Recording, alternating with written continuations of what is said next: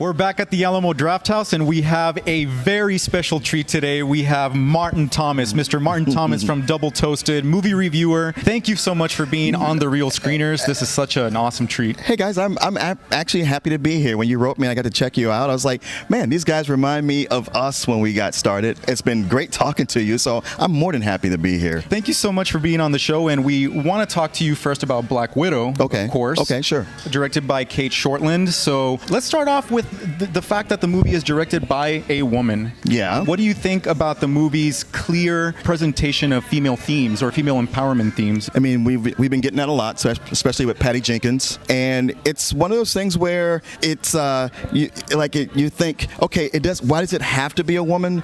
But someone of that demographic, that gender, is going to see things that a male director probably wouldn't think to focus on. Right.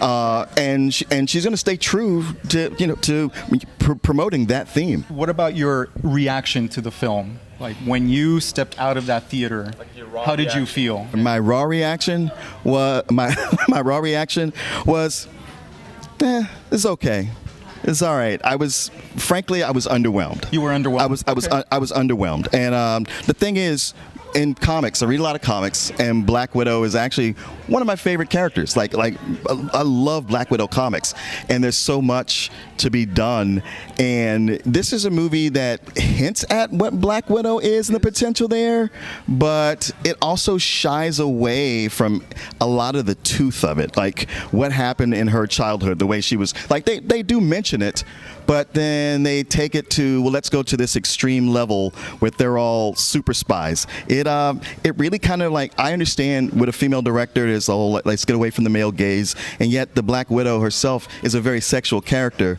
And not that she needed to show a lot, but it does shy away from the fact that part of her, what she does in her job, is seducing men and getting them to do stupid things. And that's part of what the comics present. Oh, right? yeah, and you don't see that as much in the film. No. You would have liked to have seen a little more of the actual representation. In the comics. Beto, to get something, you have to give something up. Yeah. So with Disney, you get the money to have amazing production. Sure. But you give up some of what makes it real, and there you just has to be a compromise. You do. Another part of my disappointment with it is that it's one of Marvel's spy movies. We saw what they did with Captain America and the Winter Soldier. Amazing. Like just like The Dark Knight is a crime film that happens to be about Batman.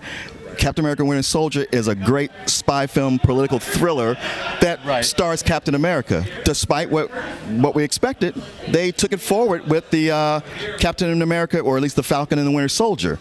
It still kept that feeling and had a lot of social relevance to it.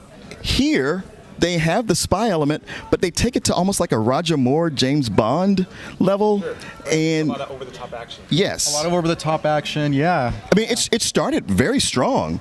The whole idea that the family was living as American spy, undercover, just like the show The Americans. Right. I was like, kind of like Cold War sentiments. Yes. Stuff. Yeah. Oh yeah, very strong. And I was just sad that it went into what it did. A lot of explosions. A lot of flipping around, a big explosion in the sky. It's interesting. Don't break bones. Yeah. No. There's a point where you stop worrying about the characters because they can do anything and not get hurt, even though this is supposed to be one of their more grounded movies. I love the dynamic of the quote-unquote family. It's a little sitcomish, so they don't really dig into it. Maybe it's not something to blame the movie for, but I can say, like, you guys see a lot of movies just like I do. Right. And a lot of movies lately have been defaulting back on it's about family. I don't mean just the Fast and the Furious, but the Mitchells versus the Machines and so many countless others. They come back to it's been a big thing. It's like it's trying to remind you, like, it's about family. I was like, yeah, it kind of was, but I feel like you guys are just kind of copping out. About the Marvel comic book. Yeah, maybe. Right? Yeah. Did you feel like this was a fitting send-off for Black Widow, or were you expecting a little bit more at the end? No. I was expecting more. Scarlett Johansson, it's her movie, but she's upstaged by everybody. It's like she's the straight man. It's just everybody around her is just as good. Yeah. Everybody else is wacky or funny or really good. all this is going on, and she's just kind of there as the shepherd. I was hoping it would be the kind of send-off where when the movie was done, I'd be like, man, I'm really going to miss her. As opposed to, it's like, well, yeah, she was there. She saved the day. She saved the day. And this is a nice story to let us know about her background. Yeah, She's yeah. gonna die in Endgame. Yeah. It's like, well, this was kind of not of consequence. She deserved better than this. Yeah, she did. But it's one of those movies where I also feel like maybe if it had come out during Phase 1, it'd be we'd be like, oh, this is amazing. This is what, everything we need, because she really was a Phase 1 character who didn't get the Phase 1 treatment. Right. And our expectations were a lot lower. Right. So this coming in now, it's like it's not a bad movie.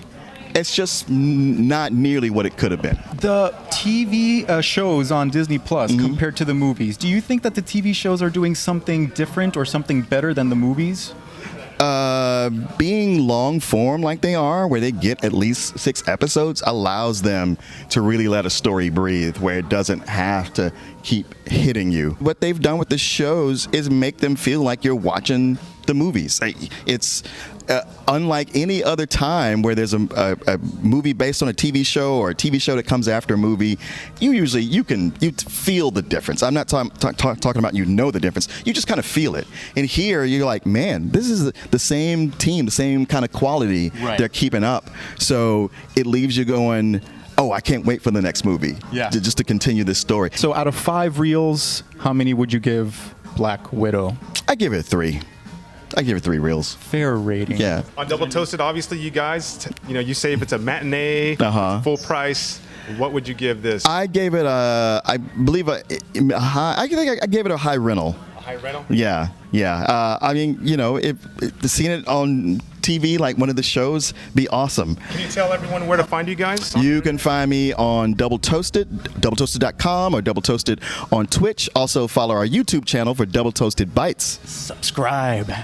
All right. Well, for some people who may be unfamiliar with Double Toasted, Martin, can you go ahead and just tell everybody what you guys do on your channel? What you guys do outside of just reviewing movies? Well, on Double Toasted, we live stream mostly on Twitch, but we have our own site, doubletoasted.com, and everything we do is usually based around, if it's not movies, it's pop culture in general, sometimes current events, all with a very comedic flair, if you will. Comedic. I'm telling you, I roll every single time I watch videos. Thank you. When we got started back in the mid-90s, when a lot of you kids weren't even born, we did pretty much what you're doing on cable access, moving to the internet, where we were cartoon characters doing it, when we were spill.com, and then at some point we started doing podcasts along with that, with the animated shows, and then that just became more popular. So we got into doing really tons of podcasting with it, which then when we started Double Toasted on our own, when we left Hollywood.com, we kind of went back to the Access show, being live. But it's all been really mostly talking about movies. It was something that we did sort of as a hobby that we all took seriously. Okay. And so here it is, 20-some years later. Is it 30 maybe? Strong. We're still doing counting, it. right? Yeah. No, who's counting? You're certainly an inspiration for anybody who loves movies out there, and especially us who are up-and-coming movie reviewers on YouTube, right? So can you talk a little bit about the process of reviewing movies? And has your perception of movies changed since you've started reviewing movies? Oh, that's a really good question. So as far as the process goes, I'd say from back in the day, we established relationships with studios, getting on the press lists for those. So when a movie's coming out, usually a few days to 2 weeks, sometimes a month before, they set up a screening. Sometimes it's a press screening for only members of the press. Sometimes it's for everybody, but press is also invited. So we're getting to see it early. And from there, it's a lot of taking mental notes just to be ready. Do you write things down while you're in the theater? Yeah, like us. Like we do. I guess I've just learned to take a lot of mental notes, and maybe when I get home, I'll start looking up facts. Honestly, It's when we're in the studio, because Korey will spend the entire day working up what he's going to say, clips he's likely to pull up that'll go with some joke he wrote. And also, the studio has sent a lot of the promotional material that comes with notes and clips to play. So yeah, we're in studio and he's going, he does the intro and we start talking about it, and when he's playing the trailer, a lot of what I know I want to say comes back to me. Okay. Yeah. It's like a refresher. Yes. So do you guys do a 24/7 grind on researching these actors, pop culture, the movies, or is it just part of your normal routine and you just pick up what you pick up? It's part of the normal routine. Korey, Double Toasted, that's his end all be all. When he wakes up to when just minutes before we air the show, he's working on that particular show.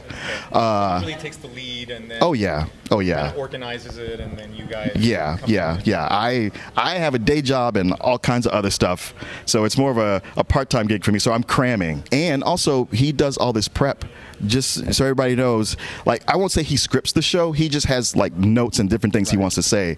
I come in cold. I know what movie we're going to talk about. I don't know what he's going to say about it. I don't know how he feels. I don't know his rating. I don't know what jokes he's going to tell. I just have to be ready to roll with whatever and go with it. Yes. I just wanted to ask about if you had a favorite episode that you guys have shot. Ooh. Or maybe just one that you remember in your mind that was like, man, shooting that was fun. I have lately been loving a lot of the Sunday service when we have Chris Herman on. It's really good, especially anytime that Korey and I agree and disagree with Chris Herman. It's just fun to see him flustered. Those are always my favorites. Yeah. Can you talk about who Chris Herman is? Oh, I'm sorry. He's almost the new kid on the show, and he does his own Twitch channel, Class in a Glass, where he mostly he's on the show with Korey for 8-Bit Crumbs, where they talk about video games. And then they've just recently launched a trivia show with Chris and the Korey bot, nice. quizzing viewers and other people on trivia. Jump on that. You know what? Yeah. I bet you got to get you on there, because I hear you have an encyclopedic knowledge of film. I've heard that from everybody. I've heard that from everybody. Don't you dare. Overstatement. No, don't do that. Don't do that. We're talking about a guy who can name just about 95% of every Best Picture winner for the Academy Awards ever. See, I read a lot about movies. You know what? A follow-up question you asked me was, has it changed how I feel about movies? I'm going to come back to that, actually. Yeah. So there is a thing when you've done this long enough and somebody says, hey, what'd you think of this movie? It's a movie they love. You don't, and you go like, I'm just not in that. It seems to happen a little more often, maybe. It's going to keep happening. It's going to start happening to you where you don't like something, and people are like, you watch too many movies. That's your problem. And you're like, no, I don't. That's just how I feel. The thing I've turned around on is when somebody tells me they like a movie and I don't. I keep my mouth shut as much as possible. Honestly, nod your head. You're like, I'm gonna let this person enjoy. Glad you like. Yes. Their love of this movie, but I'm gonna keep my comments to myself. I don't know if you guys have noticed this in the last few years, but the internet is all about, hey, what's that thing that you like? Well, I think it sucks. Who's with me? Oh yeah. And it's like, man, Do you feel like nowadays, you've been seeing movies for a while now, you can recognize certain tropes and all that stuff. Yeah. Do you feel like it's hard to please you, Martin, as a moviegoer? I'm not going to ask it to be original. I'm going to ask it to be true to itself. Okay. To acknowledge certain things. Like, if it's going to do something ridiculous, all right, if you're funny and and you weave it into everything, I can go with it. I can roll with it. I'm trying. Honest. To be honest in its storytelling. Don't have something ridiculous and have a character go like, well, that's ridiculous. It's like, no. If you had somebody say that, then you knew it was bad and you should have changed it. There's movies that people think are bad that I think, it's all right. Didn't bother me. As a follow-up question to that, what has been a movie that has come out maybe, let's say, in the past 5 years that has pleasantly surprised you and has met your expectation or gone beyond your expectations? Oh, man. So a big trend, and I've been talking about this on the show lately, is there's been plenty of movies that have done this where you've seen the trailer and thought, really, roll your eyes like, all right, let's get this over with. And the movie is a really pleasant surprise. One of them just popped in my head was The Hitman's Bodyguard, where I was like, wow, I did not expect that to be so funny. I had such a great time watching that. What happens is they release a sequel, And that sequel is exactly the movie that I thought the other one was going to be, where it's like, oh, okay. That's why it was a letdown. Yeah, it's sequel, yeah. It's as if like they had all the time in the world to work on that first one to make it a surprise, make it just right, and then the second one was like, all right, we made money, so let's go, just get something out there. So how do you feel about A Quiet Place 2, just really quickly? I love that one. Okay. I like that quite a bit. Now I will say my letdown was that with the first one it's really good, except the ending, and then with the second one, I was like, the ending's very similar. Yeah, it's very similar. That same kind of like high tension, climactic. Yeah, with that almost you hear a heavy metal guitar in the background. Yeah. So obviously, Martin, you guys have been doing this for quite a while. You guys Yeah. have extensive experience. You guys are super knowledgeable. What kind of advice would you give to people who are trying to start up either a movie review blog or a movie review website or channel? I think everything you're doing is great. Like you're getting the best equipment. Like you say, you start in your bedroom, but you advance from there. You keep evolving, and that's a big part of it, is to keep evolving. A thing to think about is, like, I know at the time when we started doing movie reviews, everybody knew Siskel and Ebert. And maybe you knew some local people. Yeah, me too. And Love to argue. And that was it as far as movie reviewers go. Now the internet is flooded with movie reviews. Movie reviewers. It's more accessible. It's more accessible. Everybody has an opinion. I was about to say that everyone has an opinion. Yeah. Yeah. So there's it's much hard. Like there's no, or at least hard to find somebody who you think of this is an authority. Maybe you find somebody you like, and if you trust them, you trust what they say. I give this advice because I feel like this is what we did. The evolution is to not rely just on talking about the movie, but make it about more than that. Like for us, it's equally, if not more, about making people laugh as it is talking about the movies. That's a unique brand for sure. Yeah, it's just because separate yourself from the crowd. Sure, like if somebody said, "Well, you said this about this movie, you felt this way," I'm like, "Yeah, I guess I did, but that's not what's important about this." You know what I mean? Yeah. And also, when you just review movies, there will come a point when, and I've seen this happen a lot, where you just don't want to talk about what other people are doing, like waiting for them to do something just so you can judge it or talk about it. It's like, I want to do something myself. I want to, generate content and put it out there that's beyond waiting for someone else. That's what so many other people are doing. Do you want to tell viewers anything that you guys have going on that maybe they want to tune into either on your website or anywhere else you might? Well, okay, so the big thing is now that everything's relaxing and opening back up again, we're going back on the road doing live shows. Check out our channel, doubletoasted.com or Double Toasted on Twitch. We something we were doing before all this, everything shut down, was we were doing live shows. We were about to do a big show in New York, and New York was one of the places that got hit the hardest. Yeah. So that was out of the question. Yeah. Now the opportunity to go back It's there. it's incredible, right? Yes, it's back again. We thought we would be getting back on the road next year, but it looks like we're going to be doing it September 10th. We'll be at the Roulette in Brooklyn. Matter of fact, the day before, the September 9th, it will be Korey's 50th birthday. So there may be some celebrating the night before. I'm sure there will Hopefully be. not too much, because we got a show to do the next day. But yeah. You guys will still make it happen. You guys will make it happen. Oh yeah. No, we'll have to. Well, Martin, thanks again for being on our show. Oh, yeah, I said, absolutely. It's a special treat for us to have you come out here. This has been fantastic. Thank you. All right. Well, thanks. We'll see you Oh, around. yeah. Take care. Doubletoasted.com, guys.